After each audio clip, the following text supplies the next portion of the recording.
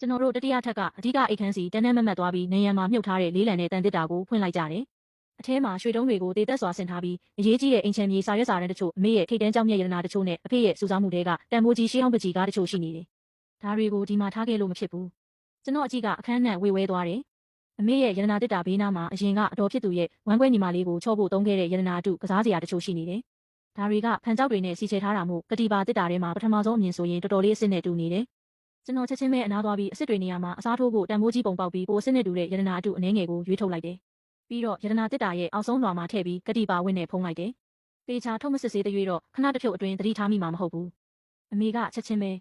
ကျွန်တော်ရွယ်ချက်ကိုသဘောပေါက်ပြီးတာမန်ရတနာတွေထည့်လို့ရှိတဲ့တစ်တာအလွတ်အနှဲငယ်ကိုရှာလိုက်တယ်။ကျွန်တော်တို့ကတန်ဖိုးကြီးရတနာအစ်စ်တွေကိုတစ်ခုချင်းစီတေးသေးချာချာလဲလှယ်ပြီးအဝတ်ပြောနဲ့ထုတ်ကယူသွားမဲ့ရွှေတုံးတွေကြားထဲရောထည့်လိုက်တယ်။ရတနာအတုတွေကိုတော့မူလနေရာတွေမှာတေးသေးချာချာပြန်ထားလိုက်တယ်။ပထမဆုံးအမြင်မှာတော့ရတနာတစ်တာကပြင်းနှက်ပြီးတောက်ပနေတော့ပဲတော်တော်လေးမမောစရာကောင်းနေတယ်။အထက်ကကပီးစာလက်ရာတွေနဲ့ပတ်သက်လို့တော့ကျွန်တော်မျက်လုံးတွေလင်းကနေဖြစ်သွားပြီးအကြံတစ်ခုရလိုက်တယ်။အဖေကများသောအားဖြင့်နိုင်ငံတော်ရတနာအဆင့်ရှိတဲ့ရှေးဟောင်းပကြီးကားတွေကိုစုဆောင်းရတာဝါသနာပါပြီးဒါတွေကတန်ဖိုးဖြတ်မရနိုင်ဘူး။ဒါပေမဲ့သူကကျွန်တော်ရဲ့ပကြီးလေးလာမှုကိုပိုပြီးအားပေးတယ်။ကျွန်တော်စာကြည့်ခန်းထဲမှာလေ့ကျင့်ဖို့အတွက်ရွှွန်ဆက်ကူတွေအများကြီးပုံနေပြီးအဲ့ဒီထဲမှာရှေးဟောင်းပကြီးနီးစနစ်တွေလေ့ကျင့်ထားတဲ့မူကျန်းတွေအများကြီးပါတယ်။ဒါတွေကအမှုပညာရတာလုံးဝမရှိပေမဲ့လိပ်ပြီးမူလနင်းစီတစ်တာပကြီးတစ်တာတွေထည့်လိုက်ရင်တော့အကွက်တီပဲ။ဒါတွေကိုအသုံးပြုပြီးကျွန်တော်ရွှွန်စက်ကူလိပ်တပုံယူလာခဲ့ကအမေနဲ့အတူတန်ဖိုးဖြတ်မရတဲ့မူရင်းပကြီးကားကိုအထူးပြုလုပ်ထားတဲ့ရေဆိုခံတုံခါမှုတန်းခံပကြီးပြုံတစ်ခုနဲ့အစားထိုးလိုက်တယ်။ကူးယူဖို့သုံးထားတဲ့မူကျန်းစက်ကူတွေကိုရိုသေးသေးလိပ်ပြီးဈေးကြီးရဲ့ပကြီးတစ်တာတွေထဲကအဖုံးပိတ်လိုက်တယ်။အရာအလုံးပုံမှန်အတိုင်းဖြစ်သွားပြီးသူတို့ရိမ့်မိသွားပြီးအသေးအတန်တုံ့ပြန်လာမလား